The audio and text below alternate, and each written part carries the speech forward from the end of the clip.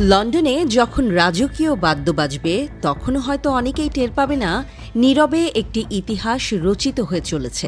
২০২৫ সালের ৯ জুন ঢাকার গ্রীষ্মের তপ্ত দুপুরে যাত্রা শুরু করবেন এক কিংবদন্তি, যিনি নোবেল জয় করেছেন শান্তিতে, বর্তমানে নিয়েছেন এক অস্থির দেশকে সুস্থির ও সুচারু সুন্দর করার ভার।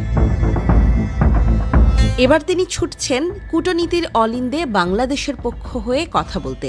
তিনি অন্তর্বর্তী সরকারের প্রধান উপদেষ্টা ডক্টর মুহাম্মদ ইউনূস।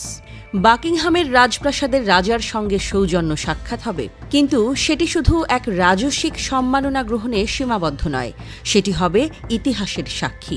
তৃতীয় চার্লসের হাত থেকে কিং চার্লস হারমোনি অ্যাওয়ার্ড ২০২৫ গ্রহণ করবেন ডক্টর ইউনূস, আর সঙ্গেই ছুঁয়ে যাবেন রাষ্ট্র সম্মান, আন্তর্জাতিক সমর্থন ও এক নবতর কূটনৈতিক প্রভাব।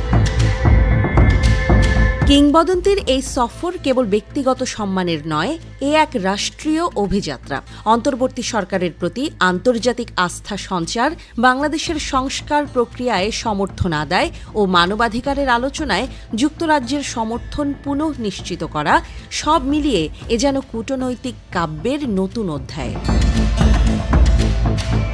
লন্ডনের রাজপ্রাসাদ থেকে ১০ নম্বর ডাউনিং স্ট্রিট, সম্ভাব্য বৈঠক ব্রিটিশ প্রধানমন্ত্রী কিয়ার স্টারমারের সঙ্গে।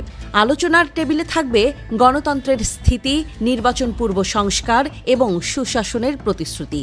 মুখোমুখি হবেন পররাষ্ট্রমন্ত্রী ডেভিড ল্যামি সহ শীর্ষ কূটনীতিকরা। সেখানে উচ্চারিত হবে একটাই বার্তা: বাংলাদেশ এগিয়ে যাচ্ছে, যুক্তরাজ্য পাশে থাকুক। এই সফরে বাণিজ্য আর বিনিয়োগের নতুন সুরও বাজবে। পোশাক, প্রযুক্তি, নবায়নযোগ্য জ্বালানি থেকে শুরু করে হস্তশিল্প পর্যন্ত সব কিছুর দ্বার খুলতে চান ইউনূস। তবে সবচেয়ে সংবেদনশীল অধ্যায় অর্থ পাচারকারীদের ফিরিয়ে আনার কূটনৈতিক দাবির উচ্চারণ। ব্রিটিশ সংসদের অল পার্টি গ্রুপের সামনে দৃপ্ত কণ্ঠে তোলা হবে অনুরোধ: বাংলাদেশের জনগণের টাকা ফেরত দিন। এই কূটনৈতিক সুরে যুক্ত হবে আরেক মানবিক প্রতিধ্বনি: রোহিঙ্গা সংকট। যুক্তরাজ্যের মানবিক অবস্থানকে আরেকবার নতুন রূপে জাগিয়ে তুলবেন ইউনূস। আলোচনায় আসবে নিরাপদ প্রত্যাবাসনের পথ, আন্তর্জাতিক তহবিল ও মর্যাদার সহায়তা।